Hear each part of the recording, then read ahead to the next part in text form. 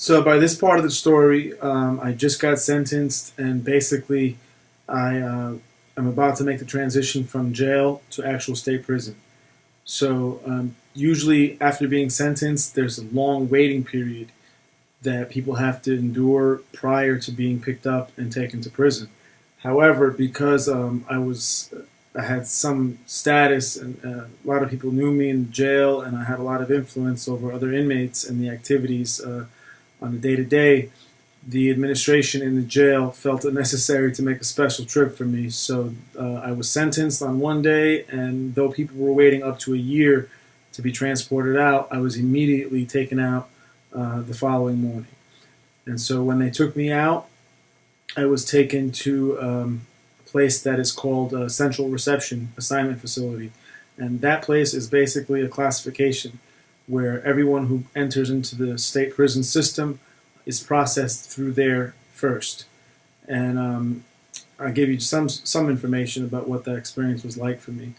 Basically, we pull up in the prison bus. There's about 40 or 50 of us in this bus, and the bus goes into a building, and we're escorted out. We're handcuffed and shackled, and immediately upon entering, we are encountered by a bunch of correction officers all lined up, and we're forced immediately to disrobe completely. They take the cuffs off. Everybody gets naked.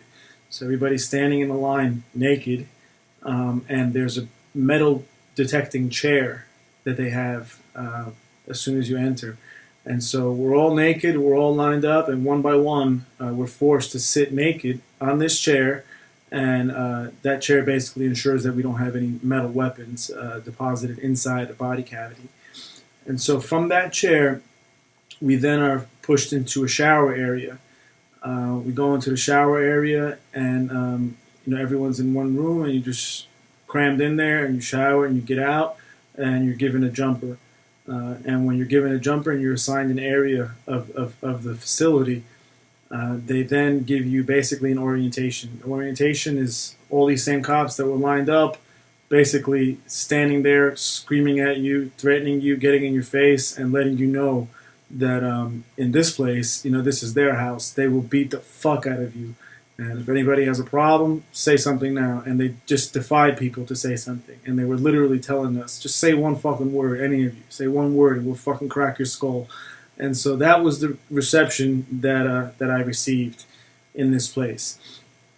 So when I ended up getting there, it was in the middle of August. It was a very, very hot summer. And I remember that the place that they housed me, it was a maximum security, again, classification.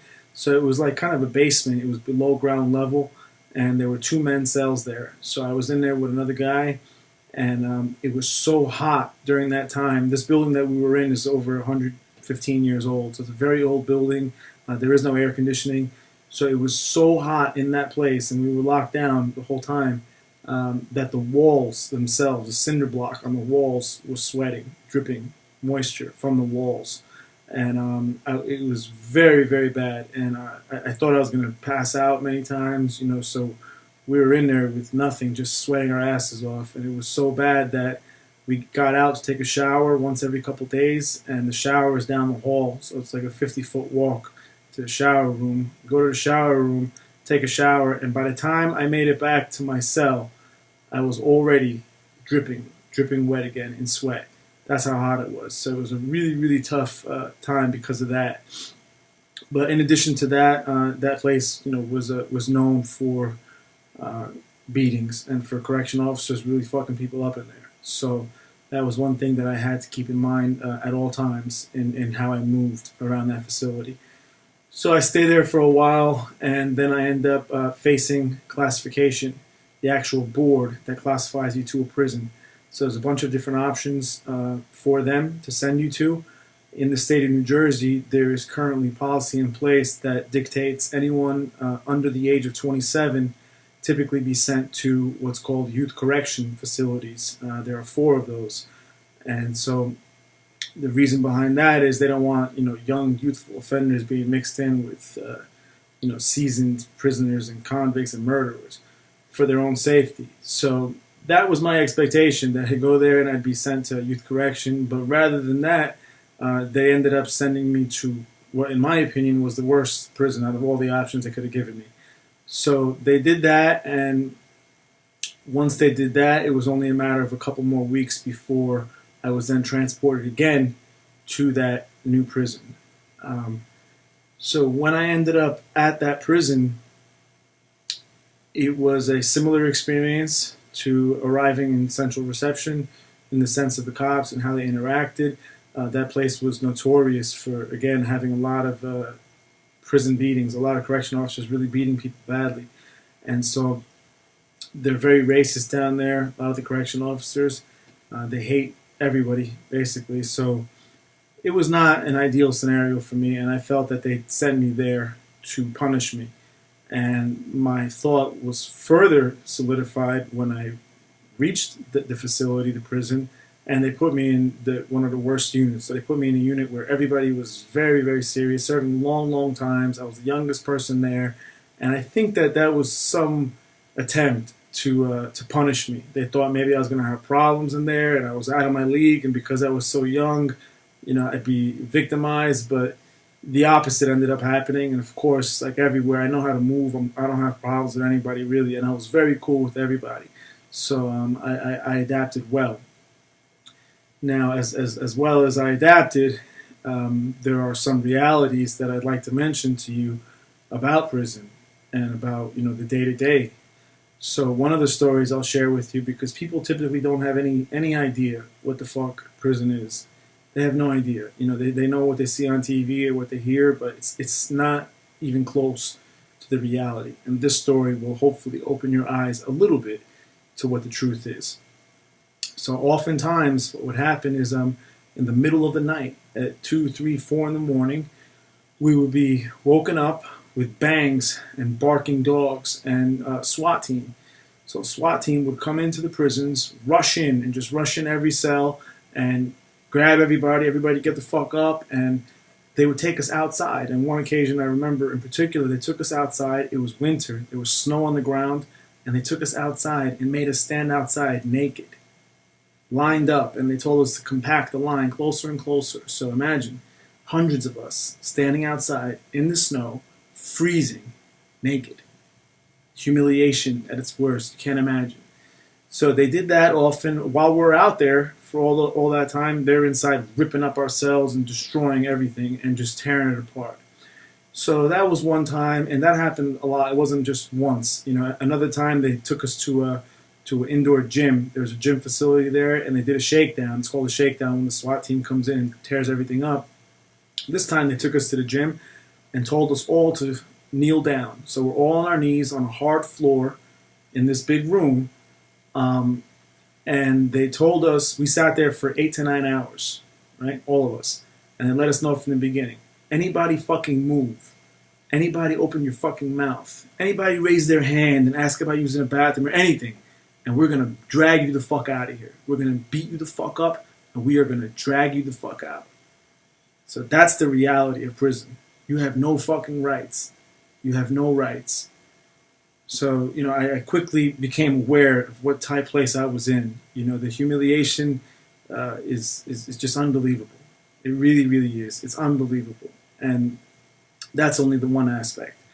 So, in addition to that, I came to the realization that prison in itself is an absolute for-profit industry.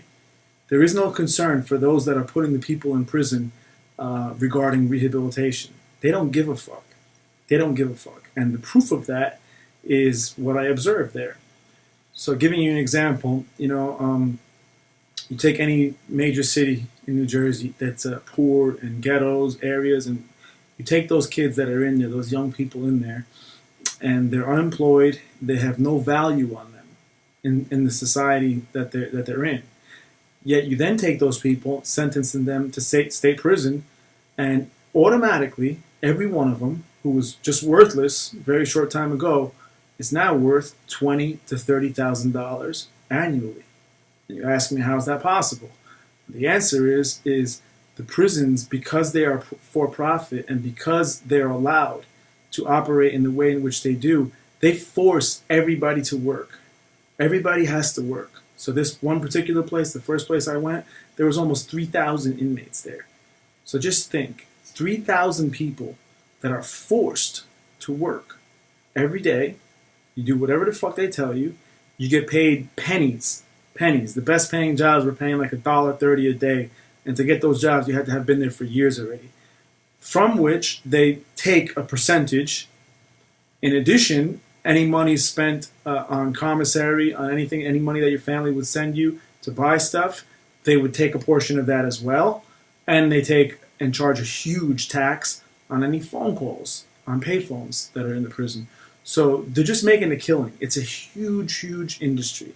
And just that one thought that, you have 3,000 people who are forced to work for free and who have no right to any labor rights, no right to argue, no right to discuss the condition, no right to sick days, no right to anything. Anything. You work or you get beat the fuck up and you get put in solitary, you get more time added, you get trumped up charges, whatever.